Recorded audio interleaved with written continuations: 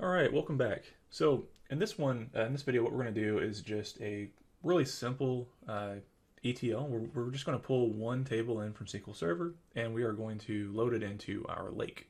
So on the SQL Server side, I think I already showed you before, but let's just hop back up here in my landing. Um, let's just go back up a couple. Oops. One more time. Okay, so I've already pulled in some stuff from the human resources and the person schema. So I just want to grab some data for this demo from a different schema. So I'm going to pull in for this very first one, table from the sales schema. So it's three simple columns, and it is country, region, currency, and I'm going to just put the word sales in front of it, and we're just going to go ahead and just grab that. We'll copy that. Okay, so where we go is we've got the manage pane and the link services. So I've already got some link services created that we're going to reference. So under the author pane, what we're going to do is we have no pipelines, no data sets, not really anything. So under data sets, we're going to create a new one. This is going to be SQL Server. Let's go ahead and say continue. We're going to reference the link service that we already created, which is Adventure DataWorks. And then what I'm going to do is pick a table. So it is sales dot country region. And then I'm going to go ahead and give it a name of sales country region currency. And this will fail. So the reason this will fail is because even though I do have access to query this database through the link service, my user does not have access to use this sales schema. So we'll say okay. So just kind of showing you that you have to think about this kind of from end to end. So on this side, what I can do is hop into my my schemas that are within this database, go to my properties, go to my permissions, and then I'm going to do a search. Let's do a browse. I'm just going to grant my user permission to select on this schema. So that's their only permission. They can select from it. Okay. So back over here, let's try it one more time. Okay, we'll say okay. Let's see if it works this time. And it did. We can preview the data. So we've got the connection, we got the schema parameters. So it's pulled in the schema for us. We can do a preview of the data. And there we go. So that's kind of what we were seeing there before. So a couple things to note. This is a data set. This data set just represents what the data is. So it's kind of the connection, some of the schema information about it. But it's not necessarily a source or a destination right now. It's just kind of the existence of this data set. So why that's important is because I know that it's there and I have permission to pull from it, but I don't necessarily have permission to write back to it. So we're going to do the same thing real quick with another data set, which is going to be our lake. So we're going to use Azure Data Lake Storage Gen 2. And this is going to be our destination, but right now we're literally just setting it up as a data set. It's just kind of like a placeholder. For my lake, I'm going to use Parquet files, and we're going to talk about this in just a minute as well. So for this, let's go on ahead and use the link service that I just created. Let's also go to, let's see, we'll do a specified file path. For this one, we're going to put it in the landing, and we'll just say okay. So it's going to sit outside of this for right now. It's just going to be here just so you can see what's going on, and then we'll fine tune it in a little bit. Also, this name already exists, so even though it's a different type, we can't really overlap these names. So I'm just going to put Parquet, just so I know what it is, and we'll say okay. I think this will do what we need. So for right now, there's not really a whole lot going on here. It's just two different data sets. So what we want to do is we want to try to copy our data out of Adventure DataWorks. We're going to pull that one table out and we're going to dump that into our lake. Because we're doing Parquet, and this is just kind of an add-on for you guys to be familiar with, let's see. So if I hop into my remote server, so this is a server where SQL Server lives. And I think I've got it downloaded here. So there's basically a Java integrate. It's basically a Java runtime environment, I think is what we needed to install. I can't remember if it's this one or, yeah, I think it might be the Microsoft JDK. So kind of search around and try to find the Microsoft JDK, and that's what you're going to need to be able to work with Parquet files. So what that means is on my physical, Windows server, my virtual machine in this case, but on my source server where I have my self-hosted integration runtime where it's doing that compute and it's pulling data out of my database and it's computing it and turning it into Parquet files as it's sending it up to the lake. But in order for it to be able to do that, I need to have this Java runtime on here. Otherwise, it won't work. If I just wanted to do CSVs, not a big deal. But for me, I want to do Parquet. So it's just kind of a little note for you there. With that said, I've got two data sets. Now, if I want to, I can do a folder and I can say, source.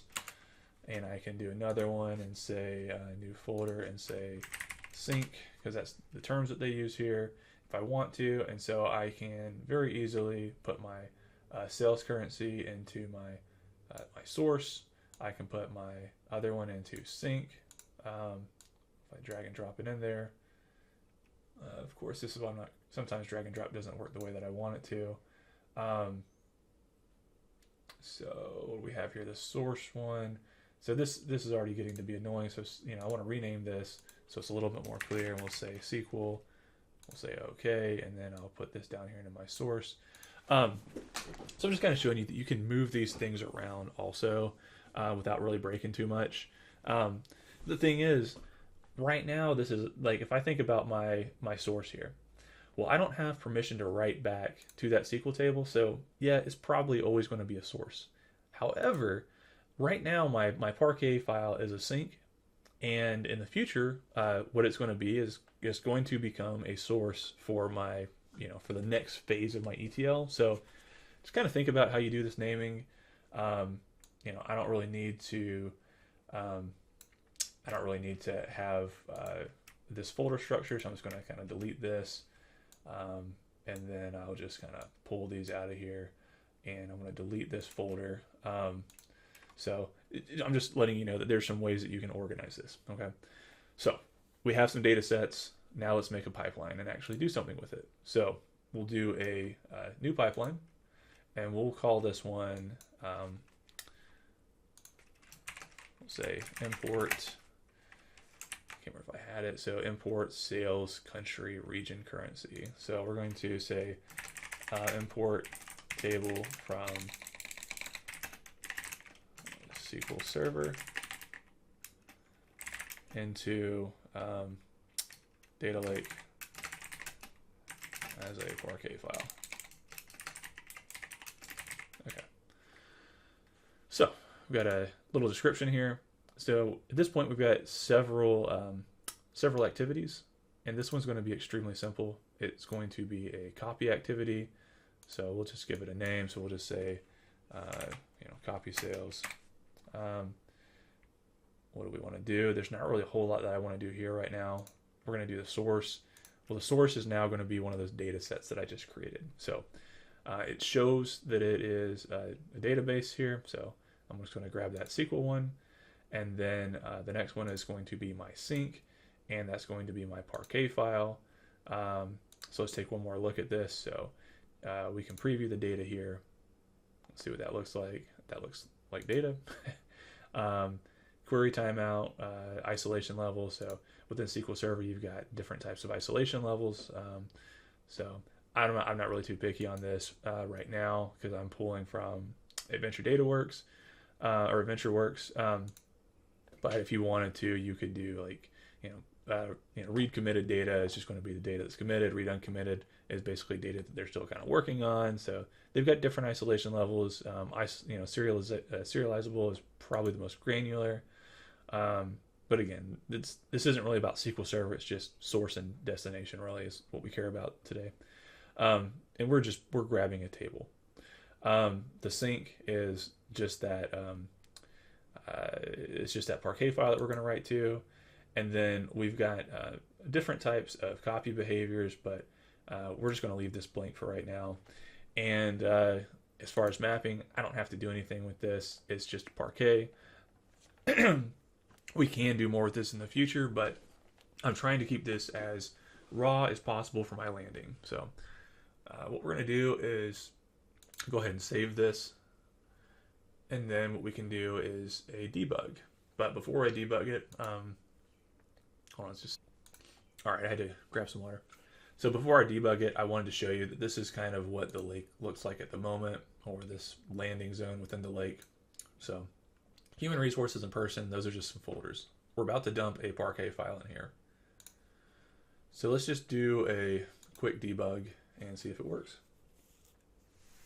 So down here you can see that there is a copy activity that's been queued, and it shows the name of the activity. We can refresh as we see fit. We can take a look at these sunglasses to see some of the details. Everything's looking green right now. It's kind of showing that we're pulling it out of SQL Server and putting it into the data lake. So it's all good stuff. It's green, it says that it's been successful. Let's take a look at our storage again. Let's see, do I have, I can't remember if I got a refresh option. It's kind of hidden over here. Let's hop back up here actually. So yeah, I was actually in the AdventureWorks database. So we got, and I just put this in the landing zone, so it's kind of high up there so you can see it. So it's not really been organized within the lake too much, but it's just sitting here as is. So, and right now too, you can see that the tier of this is that it is hot, which is kind of the default for this account. But then if this were to sit here for 30 days, then it would automatically turn into a cool tier, and then it would kind of go from that to archive. So that's it for this video. And the next one, what we're going to do is look at maybe organizing this a little bit better for this particular table. So I'll see you in the next one.